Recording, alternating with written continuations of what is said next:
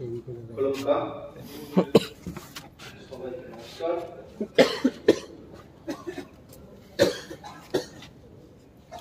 গত 5 জানুয়ারি রাজ্যপালের মাননীয় মহামহিম রাজ্যপালের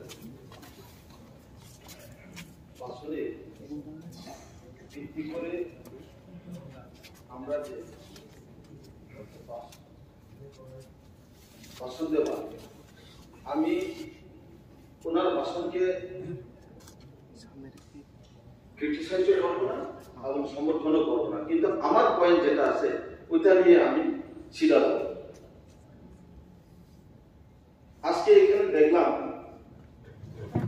বিভিন্ন ভাবে স্লোগান এই হাউসের মধ্যে বা ষড়যন্ত্রের কথা বা অনেকটা উল্লেখ হয়েছে। আমি সেটা যাব এই ভাষণের মধ্যে এডিসিকে গুরুত্ব দিয়ে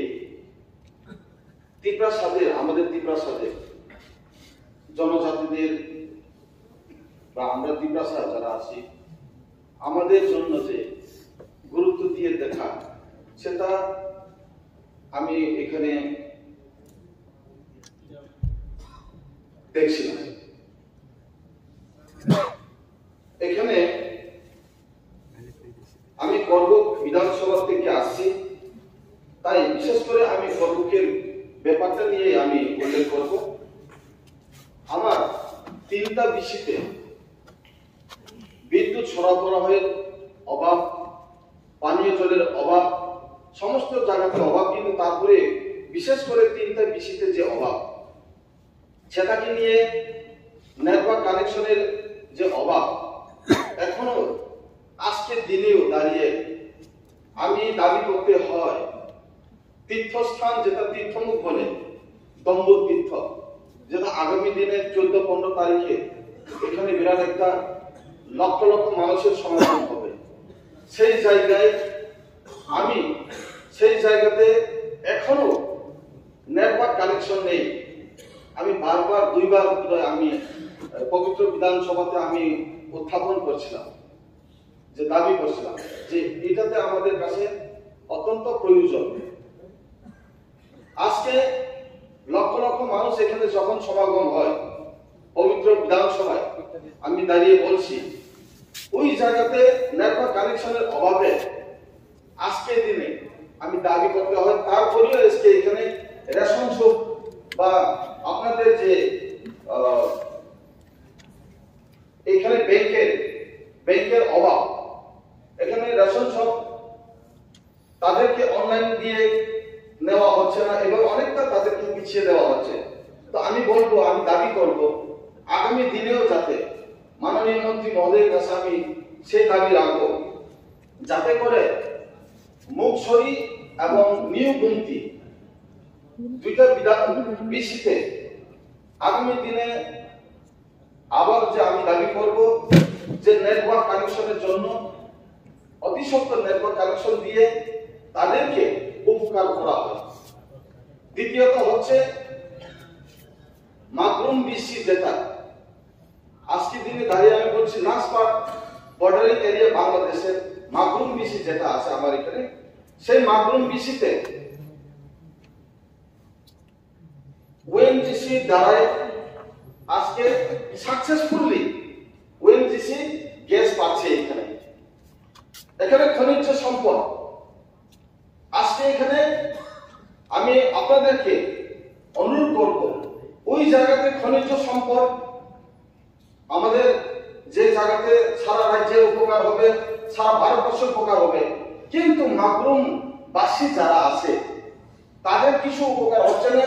এখনো তাদের বিদ্যুতের অভাবে রাত্রে বেলা অন্ধকারে রাত কাটাতে হয়।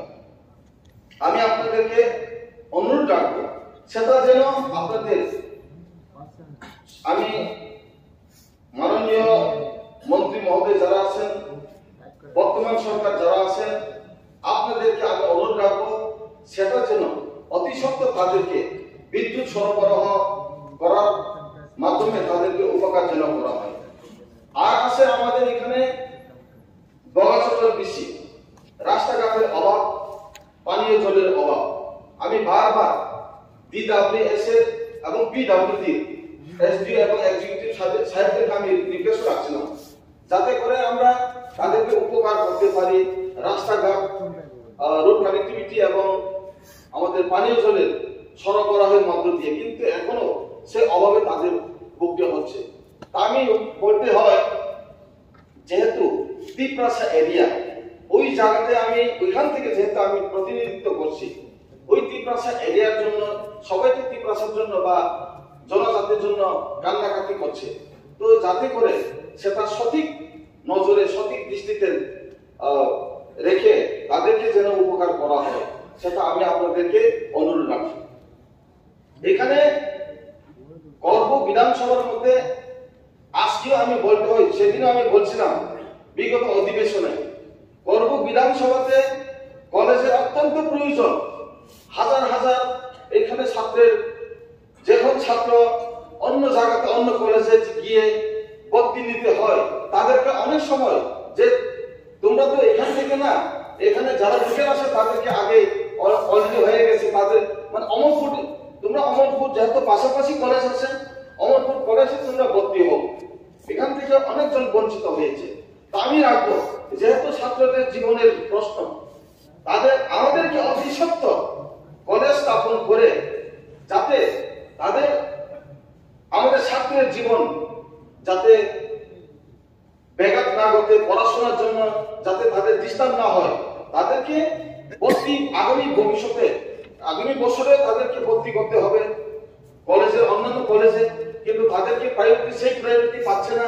আমি বারবার রিকোয়েস্ট করছি, অনেকটা প্রফেসরের কাছে আমি গিয়েছিলাম, কোথায় প্রশ্ন আছে, তাই আমি অনুরোধ রাখবো করবকে অতি সত্তর কলেজ স্থাপন করার জন্য আপনাদের কাছে আমি অনুরোধ রাখবো। এখানে আছে এই জায়গাতে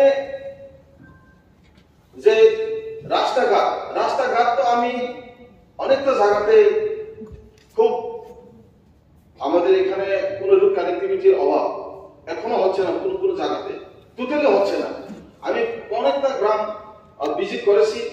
আমি ওই দিন আমাদের মাননীয় বিধায়ক আমাদের রঞ্জিত দাস মহোদয়, উনিও আমার সাথে আসছিলেন।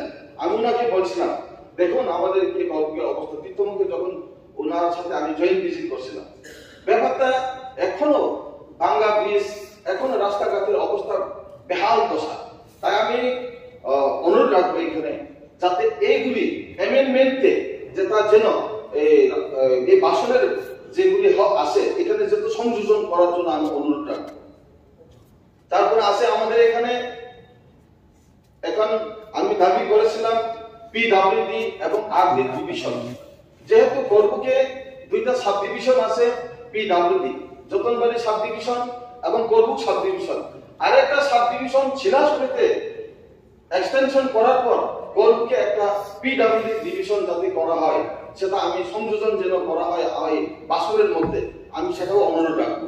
মাননীয় মন্ত্রী ভারপ্রাপ্ত মন্ত্রী মহোদয়ের কাছে আমি অনুরোধ রাখবো, আমার করবুক যেহেতু রিমোটেস্ট এরিয়া, ত্রিপুরা রাজ্যের মধ্যে একদম বর্ডারিং এরিয়া, তো এখানে আমরা জনজাতিরা যারা আছে এবং পাহাড়ি বাঙালি সবাই আছে, এখানে সব অংশের লোক আছে, তারা যেন উপকার হয়।